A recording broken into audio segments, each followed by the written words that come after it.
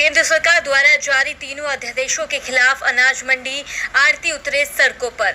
मुख्यमंत्री के नाम जिला उपायुक्त को सौंपा ज्ञापन। कहा सरकार वापस ले तीनों अध्यादेश। केंद्र सरकार द्वारा जारी तीनों अध्यादेशों के खिलाफ रेवाड़ी अनाज मंडी व्यापार मंडल ने आज लिया बंद का फैसला, जिसके चलते आज रेवाड़ी अनाज मंडी पूर्ण रूप से बंद रही।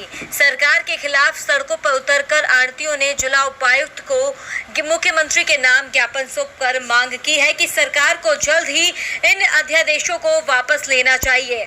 इस संदर्भ में आढ़तियों ने कहा कि किसानों और आढ़तियों के बीच हमेशा के लिए व्यापार बंद करने की गलत नीति है सरकार की, जिसके कारण आने वाले समय में किसान और आढ़ती का संबंध हमेशा के लिए खत्म हो जाएगा।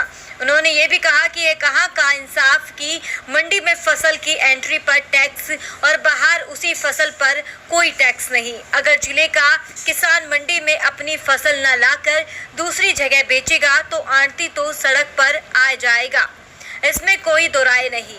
दूसरे शब्दों में सरकार नई कंपनियों को सीधा सीधा फायदा पहुंचाना चाहती है, जो सर्वथा गलत है। तो क्या कहेंगे आज की जो हड़ताल आढ़ती में की है, सरकार के जो अध्यादेश जारी किया, क्या कहेंगे? सरकार ने जो अध्यादेश जारी किया है उस अध्यादेश से ऐसा लगता है कि सरकार व्यापारी और किसान को अलग अलग फाड़ना चाह रही है। वो किसानों और व्यापारी जो संबंध है उसको ख़त्म करना चाह रही है। और सरकार के आदेश से ऐसा लगता है कि जो हरियाणा की मंडियां हैं या और जो 4 स्टेट की मंडियां हैं वो मंडियां ख़त्म हो जाएंगी और बाहर जो है बड़ी कंपनियां उनको फ़ायदा मिलेगा। ये सब बड़ी कंपनियों को फ़ायदा पहुंचाने के हिसाब से काम किया जा रहा है और हम इस हड़ताल के माध्यम से सरकार को अवगत कराना चाहते हैं कि ये अध्यादेश वापस ले और व्यापारियों को रिलीफ दे, ताकि व्यापारी स्मूथली मंडियाँ चलें और व्यापारियों को काम चले। हमारी सरकार से ये प्रार्थना है कि इस आदेश को वापस लें। लेकिन सरकार ने अभी देखा, आपने भी देखा, हमने भी देखा कि और मंडियों की खोली गई फसल के समय के अंदर, तो ऐसे में फिर क्या औचित्य था?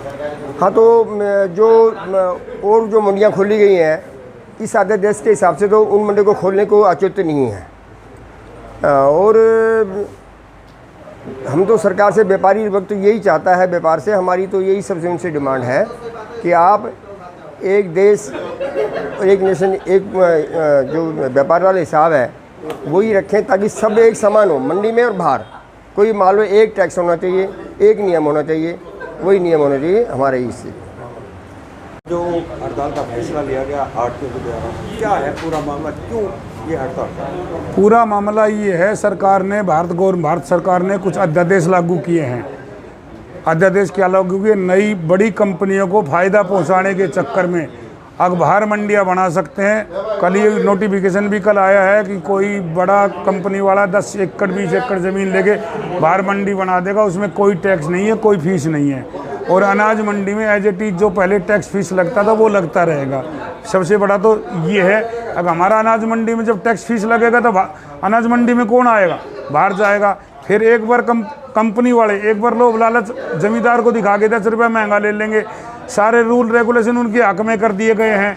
अब भाई जो भी करेगा एसडीएम 8 दिन में या 10 दिन में इसका निपटारा करेगा।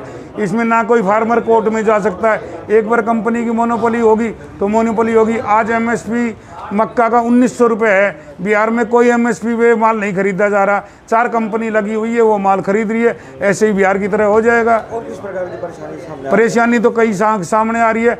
जैसे अब इन्होंने हमारे फूड कमिश्नर पीके दास जी ने कहा कि आपका इंटरेस्ट काटा जाएगा। हमारा इंटरेस्ट 1 साल की हमारी दामी मजदूरी नहीं मिली है, और यदि हमारे खाते में पेमेंट फार्मर की आई, किसी ने 2 दिन लेट हो गया, कोई नहीं डल पाया, तो हमसे ब्याज काटा जा रहा है। और हमसे तो बल्कि ये एमएसपी के जैसे रेट थे उस एमएसपी पे हमने गेहूँ परचेज किया, गवर्नमेंट ने हमने माल दे दिया। अब लस्टर लॉस के नाम से हमारे 14 रुपये आढ़ती से काटे जा रहे हैं। तो ये तो सरासर आढ़ती की गर्दन काटी जा रही है। अफसरशाही हो रही है। जो अफसर कानून बना के भेज देते हैं वो कानून सरकार लागू कर देती है। उन कानूनों में देखना चाहिए अगर इसमें जनता का हित है अनहित है। अब भी अगर आप लोगों की आवाज़ सरकार के कान तक नहीं पहुंचती तो अगला कदम क्या होगा? तो हमारा कदम तो चालू रहेगा जैसे ये चल रही है, आगे और भी हम देखेंगे।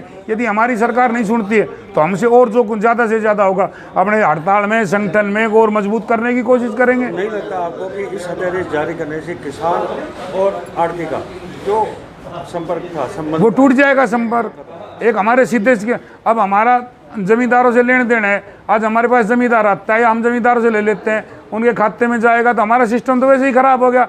और गांव में ठीक है, कोरोना के चक्कर में हरियाणा में 500-700 मंडी बना दी, ये तो एक मजबूरी थी, ठीक है, कोरोना को देखते हुए गाँव में मंडी बनाई, ये तो इस हिसाब से तो हमें आड़तियों को खत्म कर दिया जाएगा।